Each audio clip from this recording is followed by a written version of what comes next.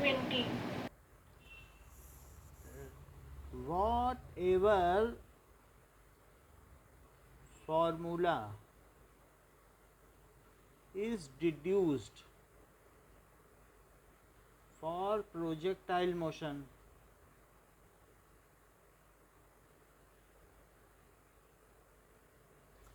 is under assumption of no air drag. उसमें यह नहीं माना गया कि एयर ड्रैग है। तो ये चीज़ जब हम नेक्स्ट आपकी बुक पढ़ेंगे तो उसमें फिर हम देखेंगे कि जो विस्कस फोर्सेस हैं, एयर ड्रैग है, तो उसके हिसाब से और भी कुछ लॉज आएंगे, तो हम उन लॉज के हिसाब से एयर ड्रैग को कंसीडर करेंगे। अभी आपकी एक पार्ट 2 बुक भी आनी है फिज़िक्स की। तो लेकिन अभी फ़िलहाल जो जो भी चीज़ें मानी गई हैं under air drag, there are certain modifications in the formula of projectile. Under air drag, अगर एयर ड्रैग होगा तो चीज़ें बदल जाएंगी। अगर पेपर को फेंको और स्टोन को फेंको तो अलग अलग तरीके से डिसेंड करता है, उनके टाइम ऑफ फ्लाइट अलग अलग होंगे। So there would be certain modification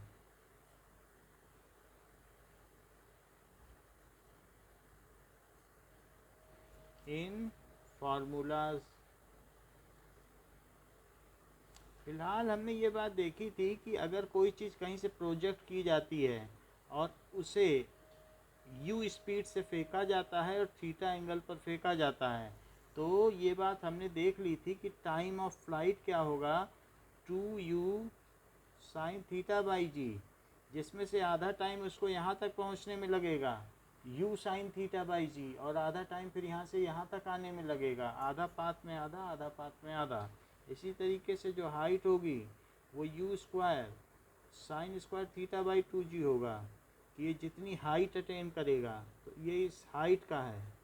so it is h। और रेंज क्या होगी, that is r is equal to u square sine 2 theta by g. तो इतनी बात हमने देख ली थी। अब हम आगे बढ़ते हैं यूनिफॉर्म सर्कुलर मोशन। सो ये r हो गया।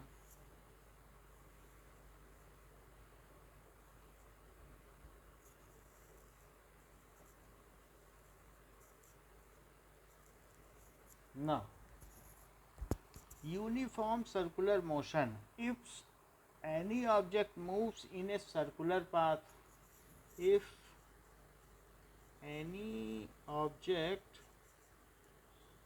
moves in a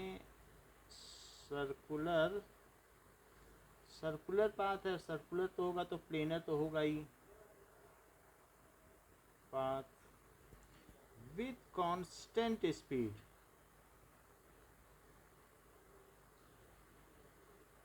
then it is called, उसे क्या कहेंगे, यूनिफॉर्म सर्कुलर मोशन। उसको कहेंगे एक समान वृत्तीय गति, that is uniform circular motion. जैसे कि बोर के एटॉमिक मॉडल में जो इलेक्ट्रॉन इसके चारों तरफ रिवॉल्व करता है, न्यूक्लियस के चारों तरफ, तो वो एक यूनिफॉर्म सर्कुलर मोशन एग्जीक्यूट करता है। सो ये एक यूनिफॉर्म सर्कुलर मोशन होगा। अब देखो कि ये तो बात हो गई कि उसका यूनिफॉर्म सर्कुलर मोशन होगा। फिर अब देखें, ऐसे ही अगर हम अर्थ का जो ऑर्बिट है वो सर्कुलर मान लें, तो सन के चारों तरफ ये जो अर्थ चलती है, अगर नियरली सर्कुलर मान लिया जाए तो ऐसी स्थिति में ये अर्थ यूनिफॉर्म सर्कुलर मोशन करती है, और इसी के चारों तरफ मून भी यूनिफॉर्म सर्कुलर मोशन करता है। फिर ये जो सन है वो गैलेक्सी के चारों तरफ यूनिफॉर्म सर्कुलर मोशन करता है, गैलेक्सी के सेंटर की तरफ, अपनी Galaxy that is milky way Galaxy, तो ये इसके सेंटर के चारों तरफ यूनिफॉर्म सर्कुलर मोशन करता है। और जो गैलेक्सी है वो अपने जो अपना यूनिवर्स है उसके चारों तरफ करती है। फिर ऐसे 50 लाख यूनिवर्स नोन है। सो ये मिल्की वे गैलेक्सी, आकाश गंगा गैलेक्सी। सो इस तरीके से है। तो हम यहाँ देख रहे हैं कि सेलेस्टियल बॉडी भी यूनिफॉर्म सर्कुलर मोशन करती हैं। If you are moving in a circular park around a pathway and with constant speed on your scooty, then you are executing या performing a uniform circular motion। तो uniform circular motion के लिए क्या होता है कि there is for uniform circular motion क्या चीज़ चाहिए होगी? For uniform circular motion there is a force which should be always directed towards center, which should be always directed towards center, which changes its direction at every moment, which changes the direction of object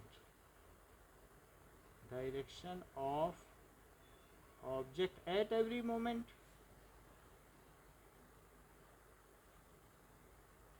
without changing its speed,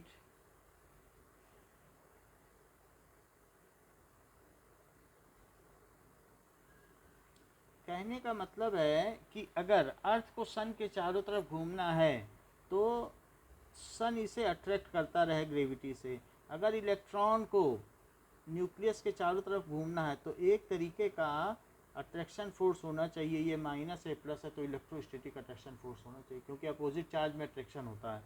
तो मान लीजिए कि अगर ये देखिए, अगर कोई चीज़ जा रही है, ये बस जा रही है या ऑब्जेक्ट जा रहा है, और इस पर आप इधर से धक्का लगाएं, और लोग हैं वो इधर से धक्का लगा रहे हैं, कोई इधर से धक्का लगा रहा है, कुछ इधर से धक्का लगा रहा है, कुछ इधर से धक्का लगा रहा है।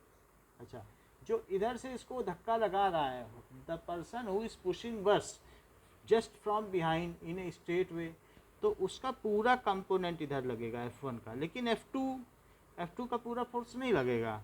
F2 का ये जो थीटा कंपोनेंट है उतना पार्ट ही इस डायरेक्शन में आएगा। चाहे तो देख लो, मान लो जैसे कोई फोर्स इधर है और हम कहें बताओ तुमने इधर कितना फोर्स लगाया, तुमने F2 तो नहीं लगाया। तो अब ज़रा देखो, ये F2 है तो ये इसका इससे कितना डायरेक्शन था ये बताइए। इससे अभी वहाँ दिखाया गया है कि नहीं, थीटा है, अभी देख लो थीटा है कि नहीं, अभी दिखाया है, ये देखो थीटा यही है, बताओ। तो ये भी थीटा हुआ कि नहीं, अल्टरनेट इंटीरियर एंगल।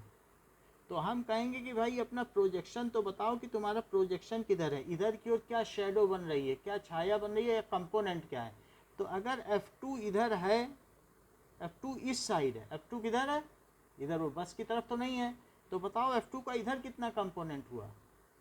हमें मालूम नहीं है कितना कंपोनेंट हुआ, लेकिन Fx तो कंपोनेंट हुआ कि नहीं। तो बताओ कॉस थीटा क्या हुआ, क्या बेस बाई हाइपोटेनियस। तो बताओ Fx क्या हुआ, क्या F2 कॉस थीटा, बताइए। तो इधर की ओर इसने कितना फोर्स लगाया, F2 कॉस थीटा। तो जो व्यक्ति यहाँ पर बस पे फोर्स लगा रहा है, धक्का दे रहा है, इसका इंजन खराब हो चुका है, इसे चलाना है, तो F2 ने कितना कंट्रीब्यूशन किया इस डायरेक्शन में, क्या F2 कॉस थीटा, बताइए। अच्छा, ये मान लीजिए ये थीटा डैश है, तो F3 ने कितना कंट्रीब्यूशन किया होगा, क्या F3 कॉस थीटा डैश है। तो वही बात कि फिर इसका भी कंपोनेंट निकाल लेंगे, बोलो। तो जब भी किसी भी फोर्स का किसी भी डायरेक्शन में कंपोनेंट निकालना होता है, जैसे मान लीजिए F फोर्स है और मैं कहूँ जरा इस डायरेक्शन में कंपोनेंट निकालो, तो इस डायरेक्शन में अगर 1 डिग्री है तो f cos 1 डिग्री। मैं कहूँ अच्छा 2 डिग्री की डायरेक्शन में कंपोनेंट निकालो, तो जितने भी डिग्री में निकालोगे उधर प्रोजेक्शन लिया जाएगा 90 डिग्री। फिर कहूँगा कि इधर निकालो, किधर भी निकालो तो आप ले सकते हो 1 डिग्री 2 डिग्री, अगर ये पूरा फिर 2 डिग्री हो गया, फिर थीटा डिग्री हो गया, तो इस डायरेक्शन में इसका प्रोजेक्शन f cos थीटा होगा। और अगर कोई कह दे कि ये फोर्स है और इसका इस डायरेक्शन में कंपोनेंट निकालो, तो भी निकाला जा सकता है। तो ये थीटा है या और जो कि 90 डिग्री है, तो इसका इस डायरेक्शन में चाहो तो चारों तरफ कंपोनेंट निकाल सकते हो। तो 90 डिग्री में इसका क्या हो जाएगा, क्या f cos 90 डिग्री, और cos 90 कितना होता है, क्या जीरो वैल्यू होती है उसकी। तो जो जीरो वैल्यू हो जाएगी तो क्या हो जाएगा, क्या it is zero only, 0 Newton. बोलो। अच्छा, ये व्यक्ति क्लेम कर रहा है कि मैंने तो बस को चला दिया, तो इसका क्लेम सच्चा है कि झूठा। उसने तो 90 डिग्री पे फोर्स लगाया, तो क्या इसका कोई भी कंपोनेंट इस डायरेक्शन में बनेगा भी कि नहीं बनेगा, बोलो। क्या जीरो बनेगा, नहीं बन पाएगा, क्योंकि ऐसे धक्का दे रहे हो तो ऐसे कैसे चल जाएगी कोई गाड़ी, नहीं बनेगा। तो इस तरीके से जब भी परपेंडिकुलर फोर्स लगता है तो वेलोसिटी में चेंज नहीं आता है। ये सब लोग चाहें तो वेलोसिटी में चेंज कर सकते हैं, धक्का दे रहे हैं, इनका कोई फोर्स है तो वो उस डायरेक्शन में सर्वाइव कर रहा है, जबकि ये तो वैनिश कर जा रहा है। तो जब फोर्स सर्वाइव करेगा तो एक्सीलरेशन होगा, एक्सीलरेशन होगा तो वेलोसिटी में चेंज होगा, क्योंकि v is equal to U plus A T, velocity तो बदल जाएगी। लेकिन जैसे मान लीजिए कि ये सन है और अर्थ पता नहीं कहाँ दूर से आ रही थी, ठीक है। So earth was coming from a certain distance, तो ये कहीं से आ रही थी, मान लीजिए बहुत दूर से, इंटर स्टेलर स्पेस से, अंतर आणविक आकाश से कहीं दूर से चली आ रही थी। तो वो तो सीधे रास्ते में चल रही थी यूनिफॉर्म वेलोसिटी से, तो ये आई चलती गई, फिर तभी ये यहाँ आ गई इसकी जद में, यानी इसके ग्रेविटेशन। तो अब सन ने इसे अट्रैक्ट किया, बोला हमारी तो ग्रेविटी है, मैं तो अट्रैक्ट करूँगा, तो इसने अट्रैक्ट किया, जा यहाँ रही थी, तो इसकी वजह से इनका एक रिजल्टेंट बना। तो वो इधर न जा करके जब किसी भी चीज़ पे इधर फोर्स लगाया जाए, कोई इस पर धक्का दे, तो क्या इधर जाएगी कि मुड़ जाएगी, अब तो मुड़ जाएगी क्योंकि फोर्स लग रहा है। लेकिन क्या ये फोर्स परपेंडिकुलर है इसकी स्पीड के, बोलो। तो क्या ये जो फोर्स है ये सिर्फ डायरेक्शन तो बदल सकता है और स्पीड नहीं बदल सकता, बताइए। तो अब ये अर्थ इधर आ गई, लेकिन अब सन ने कहा नहीं, अभी भी मैं आपको अट्रैक्ट करूंगा। तो जो अर्थ इधर जाने वाली थी, क्या अब वो इधर जाने लगेगी। अच्छा, अर्थ इधर आ गई है, लेकिन अर्थ ने अभी भी सन ने इसे अट्रैक्ट करना नहीं छोड़ा। बोला कि अगर दो बॉडी होती हैं तो जो ग्रेविटेशनल फोर्स होता है that is a central force, it acts between the line joining the centers of two massive objects. दो ऑब्जेक्ट्स को अगर मिला दो उनके सेंटर टू सेंटर, तो उसी डायरेक्शन में एक्ट करता है। ये कभी भी नहीं होगा कि ये इधर चली जाए उधर चली जाए, सेंटर टू सेंटर अट्रैक्ट होती हैं। जब यहाँ से आप कोई चीज़ गिराती हो, कप या ग्लास, तो वो धरती के सेंटर की तरफ जाता है और कहीं नहीं जाता। और कप के सेंटर से अर्थ के सेंटर की ओर। बोलो, बात समझ में आ गई। तो इस तरीके से इसने इसे अट्रैक्ट किया और इस तरीके से धरती चलती चली गई, और क्या एक सर्कुलर पाथ उसने अपना लिया। And as force is constantly acting perpendicular to its speed, so it can not change. So velocity की डायरेक्शन में तो कभी एक्ट ही नहीं किया। As force is constantly acting,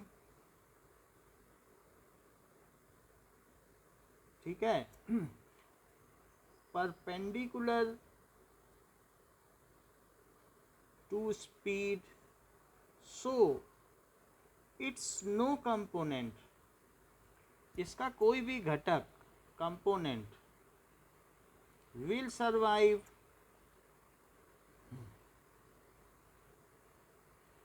in the direction of velocity.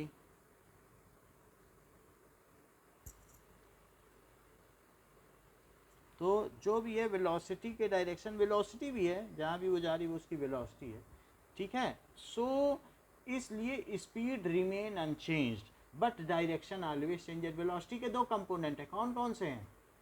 Perpendicular है ना, सो इसका कोई भी कंपोनेंट उस डायरेक्शन में नहीं है, तो इसलिए सो मैग्नीट्यूड ऑफ वेलोसिटी, जिसे क्या कहते हो, क्या उसे स्पीड कहते हो, विल नॉट चेंज, वो बदल नहीं सकती, but direction keep on changing.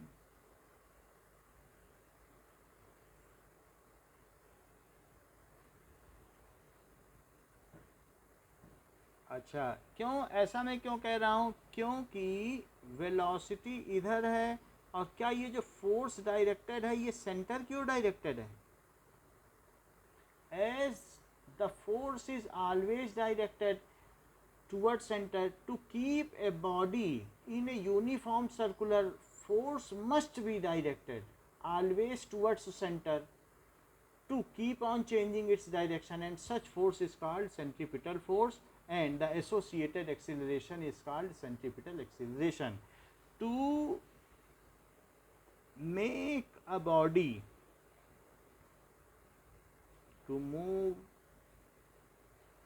in circular path, जब उसे सर्कुलर पाथ में करना है, circular path, force must be directed, force must be directed towards centre,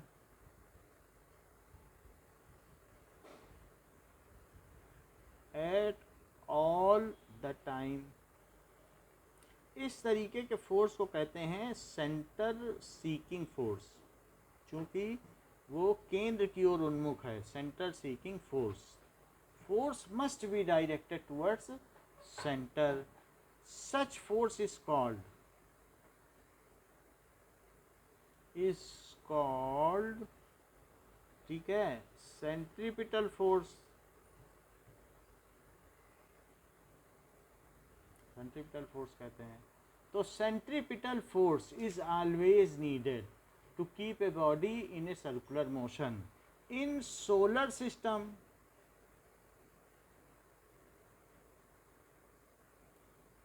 such force is provided by gravitational force, while in case of atom, अगर हम atom की बात कर लें, चाहे वो नील्स बोर मॉडल हो चाहे रदरफोर्ड मॉडल हो,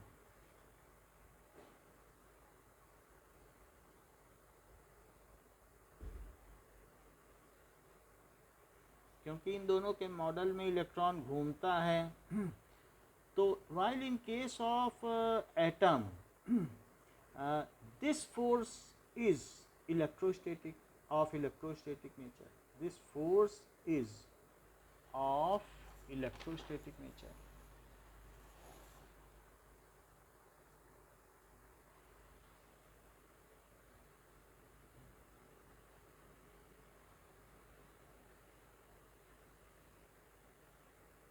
जैसे कि कोई चीज़ किसी भी सेंटर के चारों ओर घूम रही है और इसकी स्पीड न बदले, तो ये v है, फिर ये इधर आ जाएगी, अभी भी इसकी स्पीड v है। हम इस पर कोई वो नहीं दिखा रहे हैं वेक्टर, क्योंकि वेक्टर तो दिखा ही नहीं सकते हैं, सब अलग अलग डायरेक्शन में वेक्टर नहीं दिखा सकते, सिर्फ स्पीड, उसका मैग्नीट्यूड ही दिखा सकते हैं, क्योंकि जब अलग अलग है तो ये इसकी टेंजेंशियल स्पीड है, सब v है, स्पीड है, मैग्नीट्यूड नहीं बदल रहा। अगर 40 मीटर पर सेकंड से चल रही है तो 40 मीटर पर सेकंड से ही चलती रहेगी। अच्छा, ये हर जगह इस पर जो डायरेक्टेड फोर्स है वो सेंटर की ओर है, इसे एफसी कहेंगे। सेंट्रीपिटल फोर्स को क्या कहेंगे?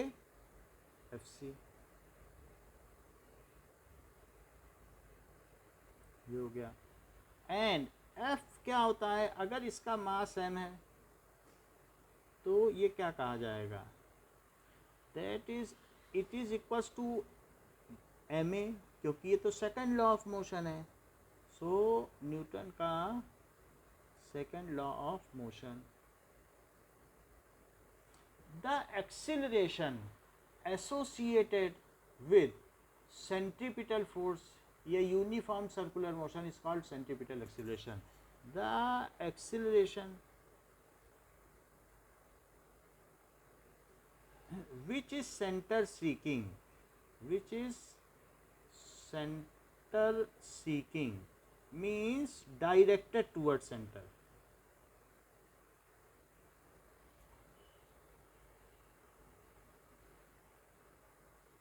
In uniform circular motion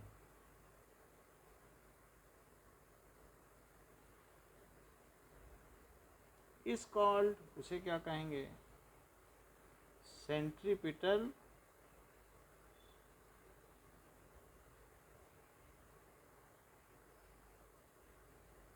centripetal acceleration is must to keep a body in circular motion. Why? To defy the inertia of direction. Otherwise कोई भी चीज़ अगर सीधी रेखा में चल रही है तो उसकी क्या टेंडेंसी होती है, क्या वो सीधी चलना चाहती है? वो तो कभी अपनी डायरेक्शन बदलेगी नहीं। और जब तक इसके ऊपर आप एक फोर्स ना लगाओ या सेंट्रीपिटल एक्सीलरेशन ना लगाओ तब तक ये क्यों अपनी डायरेक्शन बदलेगी? वो भी लगातार चाहिए। अगर आपने थोड़ी देर लगा के छोड़ दिया तो चलो इसने बदल भी दिया, तो आप क्या समझते हो कि ये अपने मन से अब और बदलेगी? अगर फोर्स हटा लिया नहीं बदलेगी। फिर से लगाओ इसको, तब जाके ये इधर नहीं जाएगी, अब इधर जाएगी और फिर ऐसे जाएगी। तो इसलिए centripetal acceleration should be continuous, लगातार लगना चाहिए, and always perpendicular to velocity. जो भी इसकी वेलोसिटी है, जिधर वो जाना चाहता है यही है इसकी वेलोसिटी। तो जो भी वेलोसिटी हो, मान लो इस समय इसकी वेलोसिटी है, भले ही स्पीड कांस्टेंट हो, लेकिन क्या डायरेक्शन बदल जाने से वेलोसिटी बदल गई? वो आप देख लो, यहीं पे देख लो। एक चीज़ इधर चल रही है और 20 मीटर पर सेकंड से, तो क्या 20 आई मीटर पर सेकंड का हो गए? और वही चीज़ मुड़ गई, पहले इधर जा रही थी अब इधर, तो क्या अब ये चीज़ 20 जे मीटर पर सेकंड कही जाएगी? बोलो। और अब वो चीज़ नीचे आ गई, फिर अब किधर आ गई? इधर के बाद इधर आई, तब क्या कहोगे बताओ? क्या 20 माइनस आई मीटर पर सेकंड, और फिर लास्ट में इधर चली गई। तो इस तरीके से हम देख रहे हैं कि बदल रही है, कभी इधर जा रही, कभी इधर जा रही, अब नीचे आ गई, ये चौथे केस में इधर आ गई। तो ये क्या हो जाएगा? 20 माइनस जे मीटर पर सेकंड। तो भले ही उसका मैग्नीट्यूड कांस्टेंट हो, लेकिन डायरेक्शन तो बदल रही ना, वेलोसिटी बदल रही है कि नहीं? बोलो अमांशी, क्या सर्कुलर मोशन में वेलोसिटी बदलती है? बोलो शताक्षी, बोलिए। सर्कुलर मोशन में वेलोसिटी बदलती है? हाँ नहीं कुछ तो बोलो, तो पता तो चले कि फिर हम उसी हिसाब से आगे बढ़ें।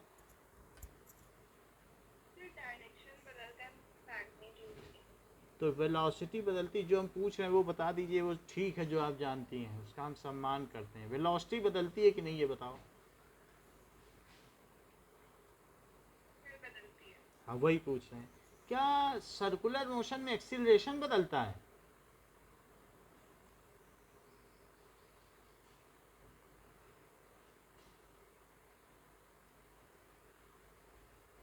बोलो बोलो अमांशी, बताइए।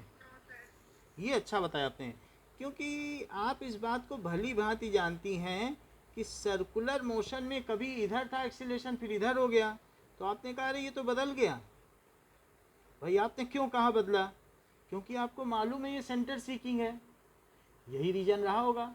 और या फिर आपने ये पढ़ लिया होगा कि इट इज सेंटर सीकिंग। दो ही रीजन हुए होंगे जिसकी वजह से आपने बताया होगा। सो ये called centripetal acceleration, it should be continuously directed towards center. It should be continuously directed towards center. तो जब भी कोई भी चीज सर्कुलर मोशन में होती है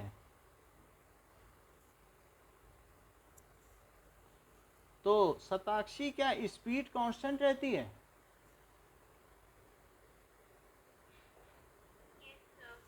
स्पीड रिमेन्स कांस्टेंट।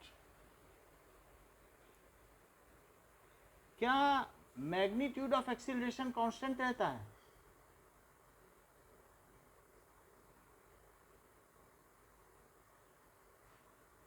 कि ऐसा कुछ कह नहीं सकते, कुछ कहा नहीं जा सकता।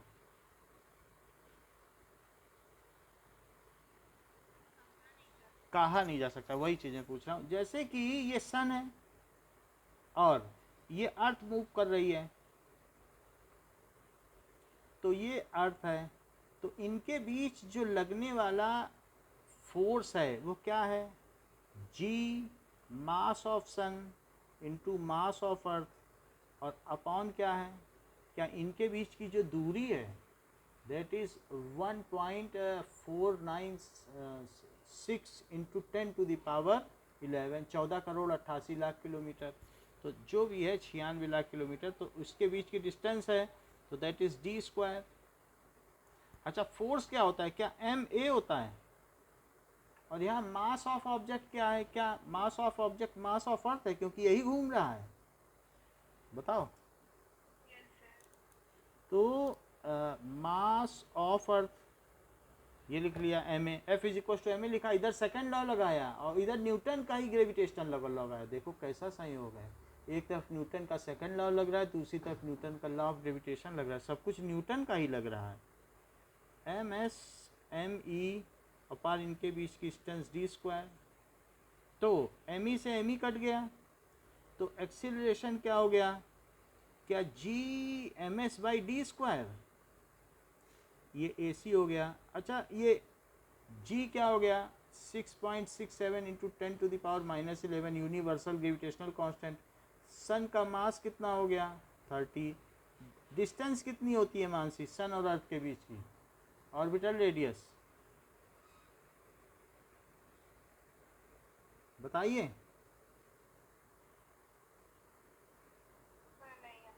चलो अच्छी बात है, ये हो गया। तो इनमें से कुछ भी बदल रहा है क्या? क्या सन का मास बदल रहा है, कि इनके बीच की डिस्टेंस बदल रही है, कि ग्रेविटेशनल कांस्टेंट कुछ भी बदल रहा है? नहीं बदल रहा। तो क्या शताक्षी ने ये बात ठीक कही है कि मैग्नीट्यूड ऑफ एक्सीलरेशन नहीं बदलता? बताओ।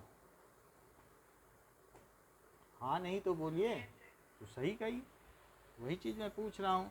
सो मैग्नीट्यूड ऑफ एक्सीलरेशन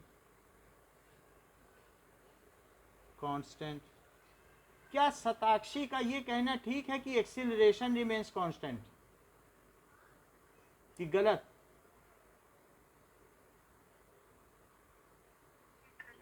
गलत, क्योंकि एक्सीलरेशन के दो एस्पेक्ट हैं, एक उसकी डायरेक्शन है। मैग्नीट्यूड भले ही कांस्टेंट हो, लेकिन एक्सीलरेशन में क्या दो चीजें होंगी? एक तो क्या डायरेक्शन बदलती जा रही है? सो एक्सीलरेशन कैसा है? ये वेरिंग, क्योंकि वो सेंटर सीइंग है, सो वेरिंग। अच्छा, वेलोसिटी बदल रही है क्या?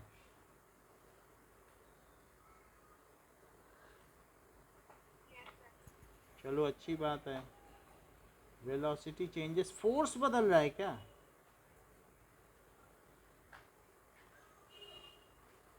बताओ। मतलब आप कह रही हैं कि फोर्स नहीं बदल रहा है, भले ही उसकी डायरेक्शन बदल रही हो, फोर्स नहीं बदल रही, यही तो लिखे ना। बताओ, हम थोड़ा सा हम जानना चाहते थे अपनी जानकारी के लिए कि भले ही वो सेंटर की ओर हो, लेकिन चूंकि फोर्स एक स्केलर क्वांटिटी है, इसलिए फोर्स नहीं बदल रहा है, यही तो कहना चाहती हूँ ना मानसी? अरे रिस्पॉन्ड तो करो, तो हम आगे बढ़ें फिर।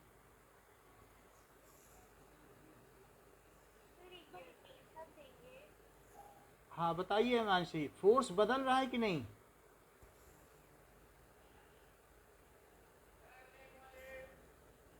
आंसर दो तो आगे बढ़ें। हैं? मतलब आप ये कहना चाहती हैं कि डायरेक्शन भले ही बदल रही हो लेकिन फोर्स नहीं बदल रहा, यही बोलना चाहती हो कि फोर्स के दो एस्पेक्ट हैं, एक मैग्नीट्यूड और एक डायरेक्शन। तो मैग्नीट्यूड तो नहीं बदल रहा और डायरेक्शन बदल रही है। 1 मिनट सताक्षी रुकेगा, डायरेक्शन। तो ये हम इनका क्लियर कर लें, बहुत ज़रूरी है। फोर्स बदल रहा है कि नहीं बदल रहा है मानसी?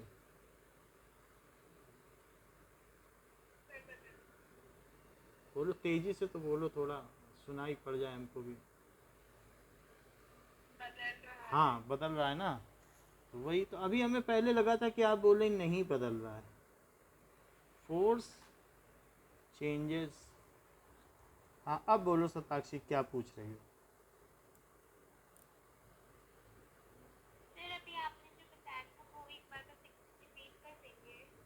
मेरा कहने का मतलब है कि जैसे कोई भी चीज़ है, अगर वो सर्कुलर पाथ में चलती है तो सर्कुलर पाथ में चलने पर अब वेलोसिटी में दो चीज़ होती है, एक तो डायरेक्शन भी होता है और एक स्पीड भी होती है।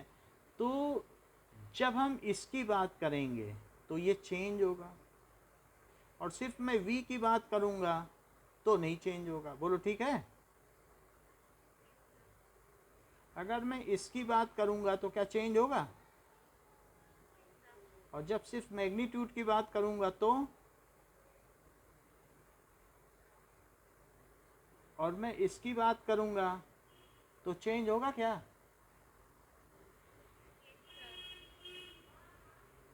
चेंजेस। और सिर्फ अगर मैग्नीट्यूड की बात करूँगा तो? बोलो बात समझ में आ गई? क्योंकि इस चीज़ को स्पीड कहते हैं, इस चीज़ को क्या कहते हैं? मैग्नीट्यूड ऑफ एक्सीलरेशन, इस चीज़ को magnitude of force. So during uniform circular motion,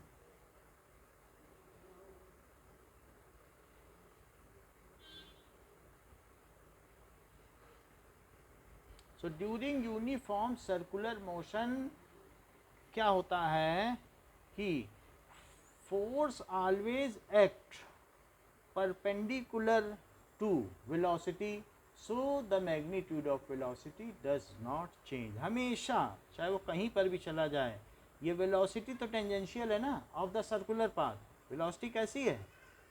tangent का मतलब समझती हो कि इस तरीके से। सो during uniform circular motion velocity कैसी है?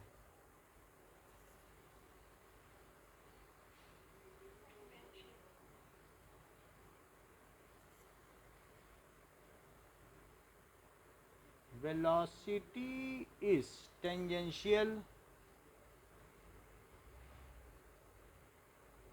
while acceleration is at the normal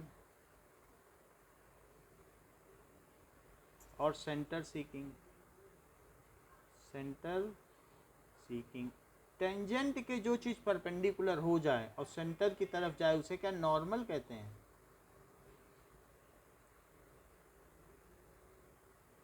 तो ये टेंजेंशियल है और ये कैसा है? नॉर्मल। ये टेंजेंट है और ये क्या है? Normal, perpendicular. So acceleration, no component of acceleration survives in the direction of velocity। क्योंकि अभी cos 90 बताया था कि नहीं, a cos 90, no component of acceleration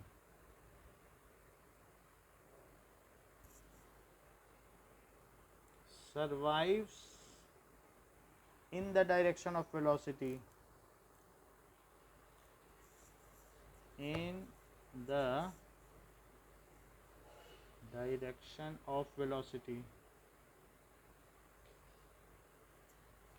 यानी कि जो a cos 90 डिग्री है वो ज़ीरो हो जाता है। तो ये हम जानते हैं कि यहाँ पर अगर ये वेलोसिटी है और ये a है तो a का इधर कंपोनेंट क्या a cos 90 हो जाएगा, और ये इसकी वेलोसिटी v थी।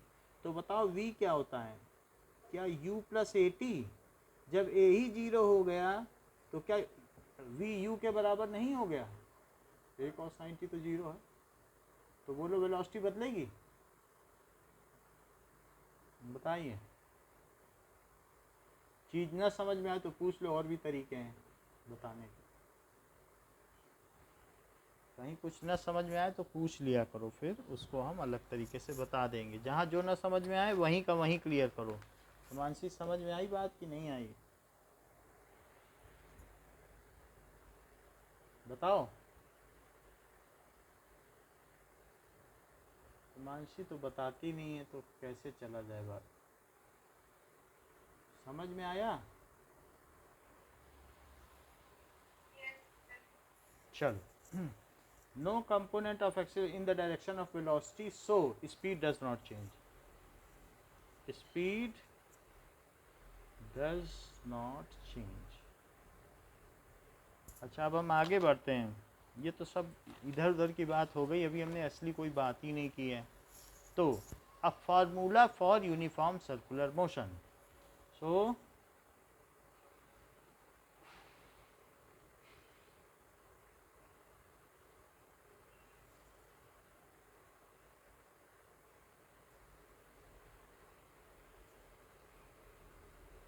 मान लीजिए कोई चीज़ एक सर्कुलर पाथ पे चल रही है, सर्कुलर पाथ पे और वो सेंटर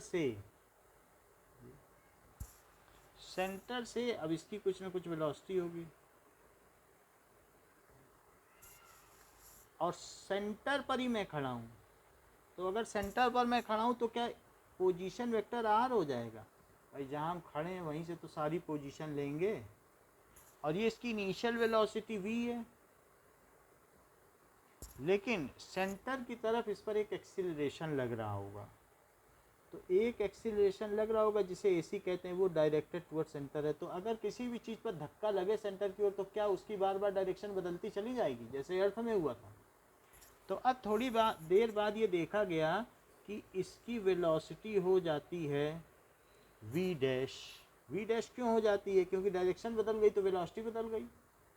I और J नहीं बदल जाते हैं क्या?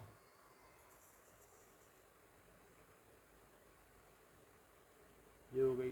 तो इस तरीके से हमने देखा यहाँ पर एक्सीलरेशन सेंटर की ओर है, और यहाँ पर भी एक्सीलरेशन, लेकिन अब इसमें भी डैश लगेगा, क्योंकि जो चीज़ें हैं वो तो आई जे बदल जाएगा डायरेक्शन बदलने से। पहले एक्सीलरेशन इधर था, इधर वेक्टर बदल गया ना। अच्छा, ये जो चीज़ है ये है आपका इनिशियल पोजीशन वेक्टर, और फाइनली ये क्या है बताओ? क्या फाइनल पोजीशन वेक्टर? अगर कोई चीज़ सर्कुलर पाथ में जा रही है तो फाइनल पोजीशन वेक्टर है। और इसके बाद अब देखिए कि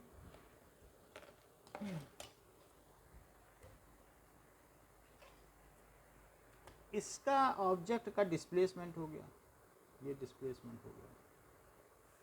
तो ये जो चीज़ क्या है, क्या ये डिस्प्लेसमेंट वेक्टर है क्या? अगर इनिशियल पॉइंट से फाइनल पॉइंट को मिला दिया जाए and it is directed from initial point two final point, तो क्या वो डिस्प्लेसमेंट हो जाता है? और उस वेक्टर को क्या डिस्प्लेसमेंट वेक्टर कहते हैं? बताइए। अच्छा, अब हमारे पास दो वेक्टर हैं। कौन कौन से दो वेक्टर हैं? एक ये वेक्टर है। अच्छा, कोई भी वेक्टर फ्री वेक्टर होता है, मैं इसे पीछे मिला लूँ, पीछे एक लाइन ले लूँ, ये है टेंजेंशियल वेक्टर, और एक लाइन यहाँ से भी इधर ले लूँ, क्योंकि फ्री वेक्टर है तो मैं इस वेक्टर को आगे बढ़ा लेता हूँ। किसी भी वेक्टर को आप आगे पीछे ऐसे कर सकते हो, क्योंकि जो भी हमारी इस बुक में है वो फ्री वेक्टर है। तो ये वेक्टर क्या v वेक्टर हो गया, इसी को आगे ले लिया। और इधर की डायरेक्शन में अगर इस वेक्टर को पीछे ले लो, ये वेक्टर है कि नहीं, थोड़ा सा इसको क्या है ना, इस वेक्टर को पीछे खिसका लो, तो क्या यहाँ से यहाँ तक ये जो वेक्टर है, क्या ये कौन सा वेक्टर हो गया? क्या ये v डैश हो गया?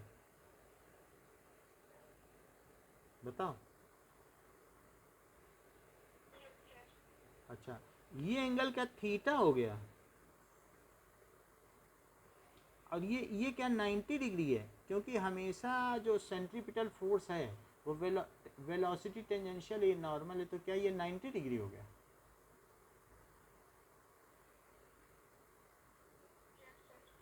और क्या ये भी 90 डिग्री हुआ? यहाँ भी वही चीज़ है। तो किसी भी क्वाड्रिलेटरल में दो एंगल 90 डिग्री हैं, 180 तो यही हो गए, तो इन दोनों को भी मिलके 180 बनना पड़ेगा, क्योंकि 360 तो टोटल एंगल ही होते हैं। अब दो 180 हो गए तो इन दोनों को मिलके 180 नहीं होना होगा? तो ये थीटा है, तो ये एंगल कितना हुआ?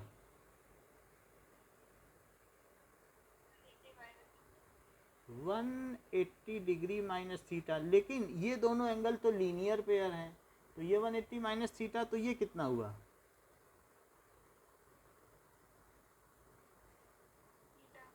अच्छा, ये थीटा हो गया। क्या आप ये मानती हैं कि इसकी लेंथ और इसकी लेंथ सेम होगी? क्योंकि ये दोनों ही स्पीड हैं, भले ही डायरेक्शन अलग हो, लेकिन ये स्पीड है कि नहीं? 20 मीटर से पहले चल रहा था 20 मीटर पर सेकंड से अब चल रहा है, तो वेलोसिटी में कितना चेंज हुआ? इतना। यानी ये डेल्टा भी चेंज हो गया, पहले उधर थी वेलोसिटी और अब किधर हो गई? इधर हो गई कि नहीं? तो how much change in velocity? कभी भी डिस्प्लेसमेंट वेक्टर भी निकालना है तो हेड से हेड मिला के निकालती हो, ऐसे वेलोसिटी वेक्टर निकालना है तो हेड से हेड मिला दो, तो चेंज इन वेलोसिटी आ जाता है। बताइए। और अगर मैं इसमें डेल्टा टी से डिवाइड कर दूं तो क्या यही एक्सीलरेशन होगी?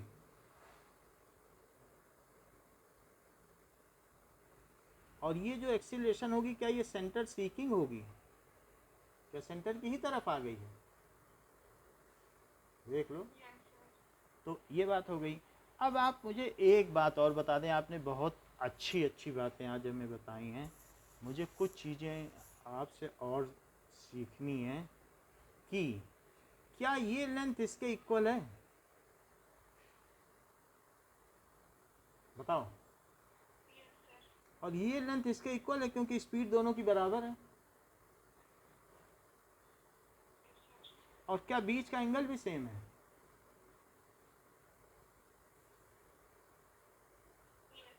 तो क्या ऐसे सिमिलरिटी हमें अलाउ करती है कि ये वाला ट्रायंगल इस वाले ट्रायंगल के सिमिलर हुआ? P dash C P, is it similar to I G H? बताइए। तो लिख देते हैं, तो triangle P C P dash it is similar to triangle, पहले आर की तरफ से लिया तो इधर भी से लेंगे, एच जी आई, एच जी आई। और ये किस वजह से हुआ? बाई ऐसे सिमिलरिटी। सताची बात समझ में आई? कहीं ना समझ में आई हो तो फिर से पूछो। एंगल की बात समझ में आई? थोड़ा तेज बोलो तो समझ में आए, थोड़ा सा आवाज़ कम आ रही। आ गया? अरे तो बहुत अच्छी बात है। तो अब जब ये चीज़ हो गई तो इससे क्या पता चलता है कि जो P C by H G, जब ट्रायंगल सिमिलर होते हैं तो P C by H G is equals to P P dash और बाई एच आई होगा क्या? इतनी बात हो गई। तो कल शाम को 4 बजे आप दोनों का वाइवा होगा इसी चैप्टर का, और 4 बजे के बाद फिर जैसे ही वाइवा ख़त्म होगा अमांशी, फिर आपका मैथ्स का और फिजिक्स का इसी चैप्टर का टेस्ट होगा। ठीक है। शताक्षी भी अगर फिजिक्स का टेस्ट देना चाहेंगे तो ले लिया जाएगा, अगर उनकी तैयारी होगी, अदरवाइज फिर अगले वीक से लेंगे। इतनी बात समझ में आ गई? वाइवा तो दोनों का होगा ही 4 बजे व्हाट्सएप पे। अब देखो, P C by H G, P C कितना है?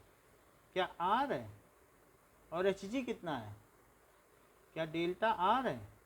ऐसा क्यों किया? क्योंकि corresponding sides of similar triangles are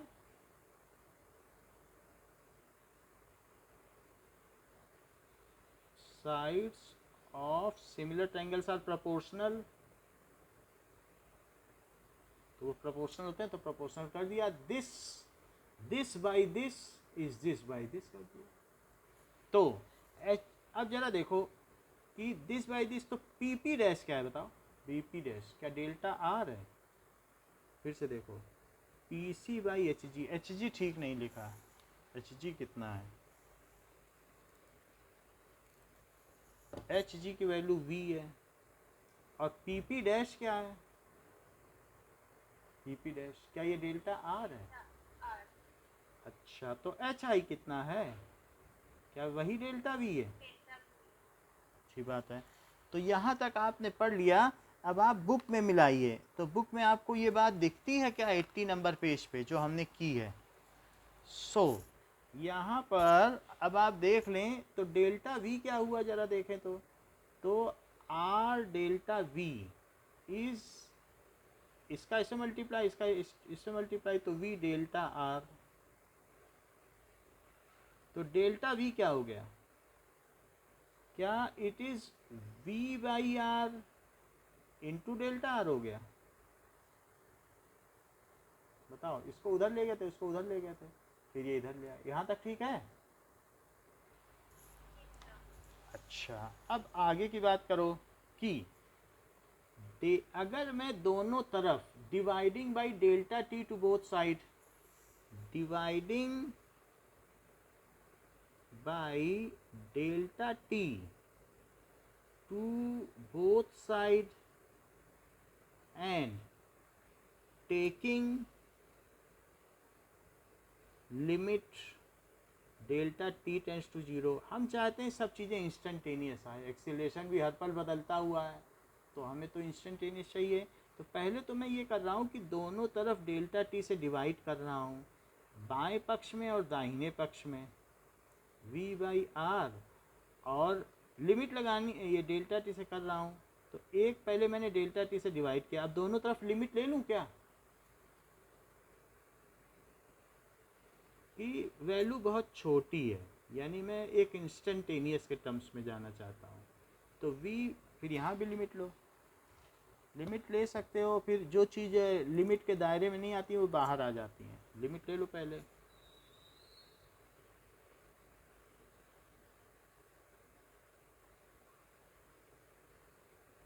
क्या ये rate of change of velocity when time is infinitesimally small, is it called instantaneous acceleration? Rate of change of velocity को क्या कहते हो, बताओ, वेग परिवर्तन की दर क्या त्वरण कहलाता है? अच्छा उधर देखो, v बाई आर और limit delta T tends to zero, delta R by delta T, वो क्या हुआ, उसको भी कुछ कह सकते हैं क्या? Rate of change of displacement को क्या कहेंगे? Any help from your side, ये क्या कहलाएगा? ठीक है, तो v बाई आर और ये D R by D T हो गया, और ये क्या हो गया, चाहे तो आप इसे D V by D T एक स्टेप में लिख सकती हैं जिससे कि स्किप ना माना जाए, D V by D T, इसको कहेंगे differential coefficient of velocity with respect to time, ये क्या कहलाएगा? Differential coefficient of velocity with respect to time, या डेरिवेटिव ऑफ वेलोसिटी, ठीक है, विद रिस्पेक्ट टू टाइम। तो इसमें थोड़ा चेंज होने पे इसमें कितने चेंज आया उसे एक्सीलरेशन कहते हैं। और D R by D T को क्या कहेंगे?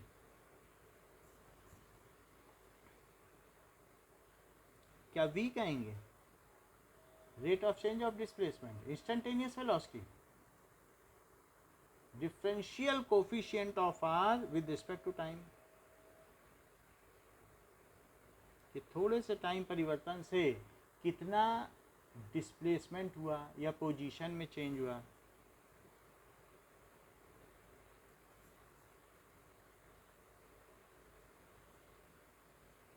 तो ए की वैल्यू क्या हो गई? क्या वी स्क्वायर बाई आर हो गई? और क्या यही सेंट्रीपिटल एक्सीलरेशन है? और यदि मैं मास से मल्टीप्लाई कर दूं जो ऑब्जेक्ट चल रहा है तो क्या हो जाएगा? क्या ये सेंट्रीपिटल फोर्स हो जाएगा?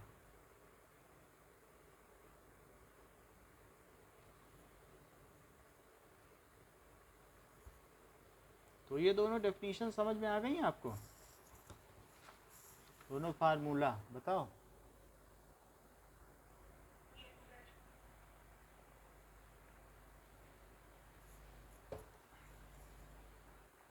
यही चीज़ आगे बताई गई है कि अगर मैं इन्हीं को बहुत पास पास ले आऊँ, यानी पॉइंट हमारे दूर दूर ना हो, पास पास हो। मान लीजिए वो कह रहा है कि ऐसे कर लो, फिर ऐसे कर लो, तो वही चीज़ है, उससे क्या होगा कि वास्तव में वो टाइम इंटरवल को क्या पास लाना चाहता है।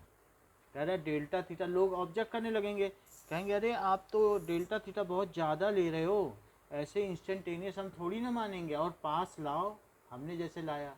कहेंगे फिगर में तो नहीं लाया आप, और वहाँ ला रहे हो, तो आपको लाना पड़ेगा। ये v है और ये क्या है, v डैश है, ये r है और ये क्या है, r डैश, तो डेल्टा टी कर दिया। और अब इनको फिर से वापस लाओ, पीछे मिला दो, तो पीछे यहाँ पर कंजस्ट होता हो तो अलग से मिला दो। मतलब आपको मिलाना तो है ही है, जहाँ पर आपका मिलता हो वहाँ मिला दो। तो यहाँ मिला दे रहे, तो फ्री वेक्टर तो वहीं है, यहाँ मिला दो। ये डेल्टा वी हो गया और ये वी हो गया, ये वी डैश हो गया, है वही चीज़, थोड़ा दूर करके मिला दिया। जब बुक में दूर करके मिलाता है, वैसे कर लो या जैसे कर लो, सब एक ही है। और कोई कहे नहीं नहीं इतना तो हम नहीं मानेंगे, ये अभी भी काफ़ी दूर आप ले आए हो, तो ठीक है। अगर ऐसा कहता है कोई कि आप बहुत दूर ले आए हो, तो जस्ट दो एक ही जगह ले लो, थोड़े से अंतर पर। अब तो कोई नहीं कहेगा, थोड़ा अंतर है, ऐसी बात नहीं है। ये आर वेक्टर है और ये आर डैश वेक्टर है, तो दो वेक्टर हैं यहाँ। लेकिन दो वेक्टर होंगे तो ऐसी स्थिति में क्या वी यही होगा और उनमें कुछ खास बदलाव नहीं होगा, बिल्कुल अगल बगल के वो वेक्टर होंगे क्या, और उनका डेल्टा वी क्या इतना बनेगा, तो डेल्टा वी की डायरेक्शन में ही एक्सीलरेशन डेवलप हो जाएगा। सो ये delta we by delta T कर लेंगे, इनके बीच है डेल्टा वी, लेकिन उसके जब वो परपेंडिकुलर है तो क्या वही सेंटर की तरफ नहीं डायरेक्टेड होगा। ये बस दिखाने के लिए, मेन फिगर तो पीछे ही वाला है। तो आप समझ गई तीनों फिगर, जहाँ पर एक्सीलरेशन सेंटर की ओर डायरेक्टेड है, बताओ है वही चीज़, क्योंकि इधर की ओर जो वेक्टर होगा वही तो एक्सीलरेशन होगा। इसी में डेल्टा टी से डिवाइड कर दो, बताइए।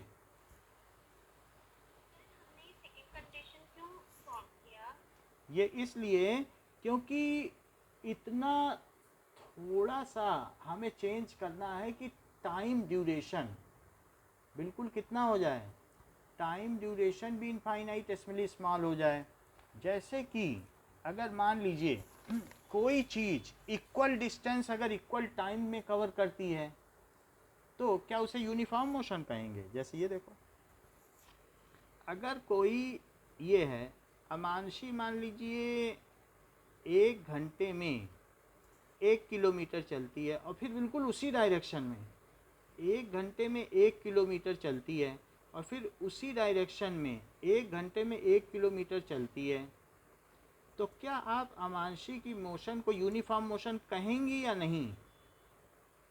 If object travels equal distance in equal interval of time, तो क्या उसे यूनिफॉर्म मोशन कहा जाएगा क्या। तो क्यों नहीं कहेंगी, आप नहीं मानी, करें हम तो नहीं कहेंगे। अब आपके मन में संदेह कहाँ आया, आपके मन में संदेह आया है कि ये जरूर अमांशी जो है ये पूरी डिस्टेंस 50 मिनट में दौड़ के कवर कर लेगी और 10 मिनट यहाँ बैठ के चाय पकौड़ा खाएगी। मतलब आपके मन में संदेह पता नहीं 1 घंटे के भीतर कर क्या रही है। ऐसा तो नहीं बीच में दोस्त से बात किया, फिर जल्दी जल्दी चलने लगी, फिर धीरे धीरे आपने कहा नहीं आधे घंटे करो इसको। आधे घंटे में भी आपके मन में डाउट है, फिर आपने कहा नहीं 1 सेकंड करो, हम 1 सेकंड का देखेंगे। लेकिन खिलाड़ियों के बीच में जो एथलीट गए हैं ओलंपिक्स में, वो तो कहते हैं नहीं नैनो सेकंड करो, 1 सेकंड का अरबवां हिस्सा करो, 10 लाखवां हिस्सा करो, वहाँ हम देखेंगे कि कौन जल्दी पहुँचा कि नहीं। तो हर समय आपके मन में डाउट रहता है कि नहीं कि वो जो टाइम इंटरवल है उसके अंदर क्या हो रहा है, क्या वहाँ ठीक ठीक चला जा रहा है। आपने कहा हमें नैनो सेकंड में तोड़ूंगी और फिर वहाँ देखूंगी कि क्या वो इक्वल चली है, तब मुझे संतुष्टि होगी। लेकिन साइंटिस्ट हो सकता है नैनो सेकंड में भी ना संतुष्ट हो, वो कहें हम तो और तोड़ेंगे। बोलो बात समझ में आ गई।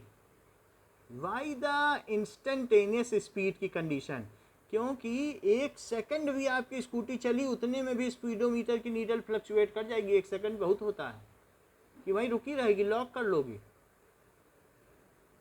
1 सेकंड में तो कितना चल लेती बोलो। सो इसलिए टाइम इंटरवल को हम बहुत छोटा करना चाहते हैं। That's why the next point is only the next condition. तो हमने जो 2 पॉइंट लिए वो बिल्कुल अगल बगल ले लिए क्या? एक लिया, यही P है एंड यही P डैश है, क्या both are tending to coincide with each other. और ऐसा कब होगा? जब limit delta t tends to 0 होगी, क्या तब की बात है ये। और क्या तभी इंस्टेंटेनियस एक्सीलरेशन निकाल पाने में आप सफल होंगी? अच्छा, ये तो बात हो गई इंस्टेंटेनियस एक्सीलरेशन की। अब हम आगे बढ़ते हैं कि अगर मान लीजिए कि कोई ऑब्जेक्ट ऐसे चल रहा है, तो इस तरीके से अगर चल रहा है, ये देखो नाउ, यहाँ पर एक चीज़ और आपको बता दें कि ये जो थीटा है ये L/R होता है। थीटा क्या होता है? L/R। थीटा के निकालने के कई तरीके हैं, यानी थीटा को आर्क अपॉन रेडियस भी कहते हैं। एक तरीका है कि डिग्री में निकालो और एक है आर्क अपॉन रेडियस में निकालो। तो अगर आर्क अपॉन रेडियस का करती हैं तब इसे रेडियन कहेंगे। तब इसे क्या कहेंगे? रेडियन में। और ये किसी प्लेन में एंगल है क्या? ये चीज़ एक प्लेन में घूमी जा रही है, तो इस एंगल को क्या कहेंगे? कि प्लेनर एंगल। कैसा एंगल कहते हैं इसको बताओ अमानसी? Plane angle. तो प्लेन एंगल है और उसकी यूनिट क्या है? रेडियन। दो चीज़ें हैं कि व्हाट डज इट मीन, कि डिग्री क्या है, कि डिग्री देख लो, if 1 revolution is equally divided into 360 parts, then each part is 1 degree. Each part is 1 degree. यानी 1 डिग्री क्या है? क्या 1/360 रिवोल्यूशन? एक रिवोल्यूशन का 1/60th part. If 1 degree is equally divided into 60 part, if 1 degree is equally divided into 60 parts, then each part is called, तब each part को क्या कहेंगे? 1 minute। यानी मेरा कहने का मतलब है 1 डिग्री खुद ही कितनी छोटी होती है, और उसके भी मैं 60 हिस्से कर दूं और एक हिस्से को 1 मिनट कहूँ। सो 1 मिनट क्या होता है? क्या 1/60th ऑफ 1 डिग्री? 1 डिग्री का 1/60th part. If 1 minute is equally divided into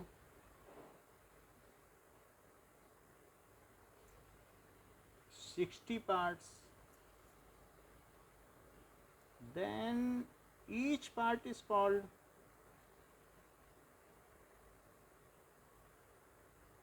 1 second. क्या कहेंगे? 1 सेकेंड। उसमें 2 डॉट हैं, तो 2 डॉट का मतलब क्या हुआ कि 1 सेकेंड किसके इक्वल हुआ? 1 second it is 1/60th of 1 minute. ये जो चीज़ें बताई गई हैं आपको, ये सारी की सारी डिग्री मीजर है। रिवोल्यूशन से लेके यहाँ तक की जितनी चीज़ें बताई गई हैं, बताओ कि कौन सा मीजर है? Degree measure. लेकिन एक दूसरी चीज़ भी है, वो क्या है? क्या रेडियन मीजर? तो अब रेडियन मीजर देखें। ये बताइए कि अगर ये रेडियस है और थोड़ी सी आर्क लोगी तो क्या यहाँ थोड़ा एंगल सबटेंड होगा?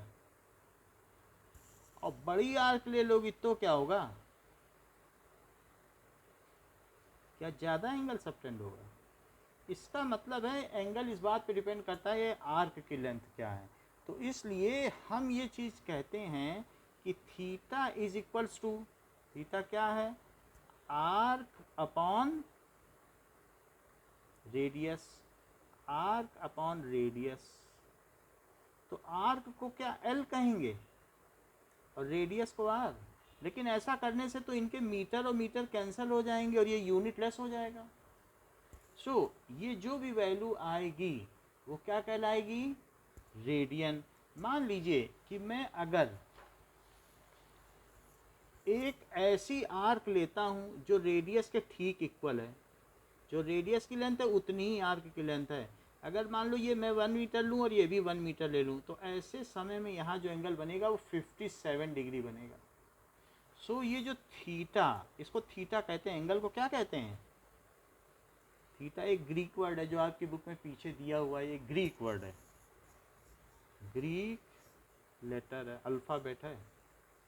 सो ये जो एंगल है ये अगर 1 मीटर और 1 मीटर है, so the angle subtended by unit arc length at the centre of circle of unit radius is called 1 radian. तो ये क्या आ गया?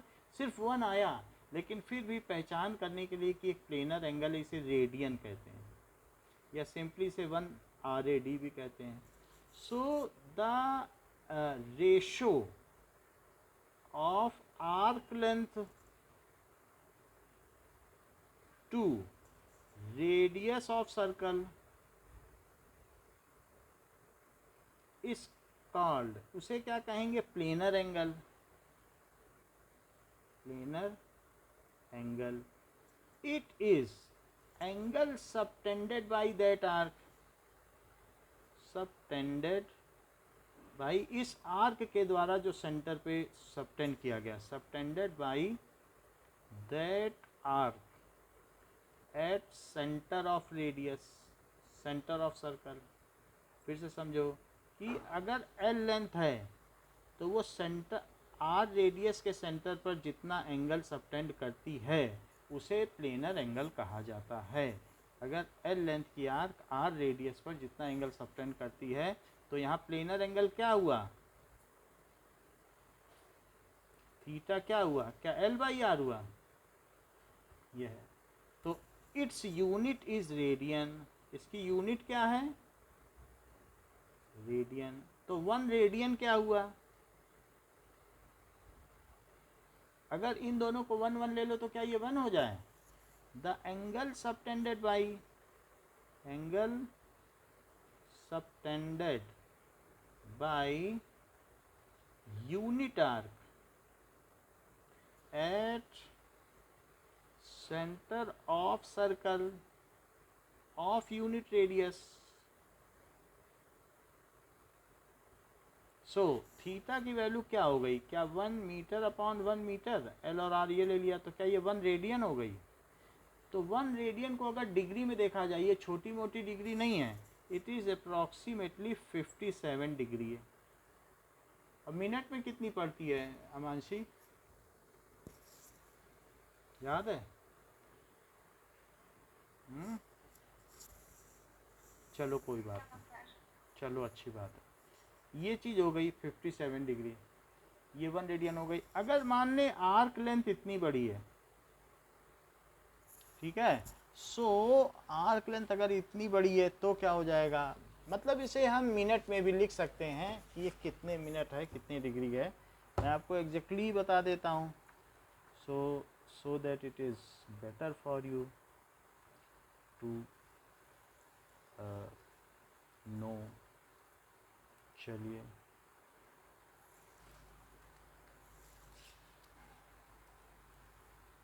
इट इज़ 57 डिग्री 16 मिनट। अब देखो कि यहाँ आर्क लेंथ कितनी है, क्या पाई आर है शताक्षी? बताओ, यहाँ से यहाँ तक। और वैसे यहाँ एंगल कितना बनता है? क्या 180 डिग्री भी बनता है? अच्छा 180 डिग्री तो डिग्री मीजर में बना, अब रेडियन मीजर में देखो तो क्या L बाई आर, क्या पाई आर इसका आर्क रेडियस और आर आर आर कट गया, तो क्या ये पाई रेडियन हुआ। और लेकिन यही 180 डिग्री भी हुआ डिग्री मीटर में, बोलो तो पाई रेडियन कितना हुआ, क्या 180 डिग्री। अगर दोनों तरफ 2 से डिवाइड कर दो तो पाई बाई 2 रेडियन कितना हुआ। अगर दोनों तरफ 4 से डिवाइड कर दो तो ये कितना हुआ, क्या 45 डिग्री। और अगर दोनों तरफ 3 से डिवाइड कर दो तो क्या ये 60 डिग्री। और अगर दोनों तरफ 6 से डिवाइड कर दो तो क्या ये 30 डिग्री। बोलो इतनी बात समझ में आ गई, बताइए कहाँ से नहीं समझ में आई, जहाँ से न समझ में आए पूछा करो। आ गई। तो ये हमने आपको बता दिया कि 2 तरीके के मीज़र क्या है, डिग्री मीज़र और रेडियन मीज़र। ऐसा इसलिए बताना पड़ा क्योंकि अगले जो 4.10 क्वेश्चन में पाई भी आ रहा है, तो पाई हमें बताना ही था आपको, दैट्स वाई ये बताया गया है।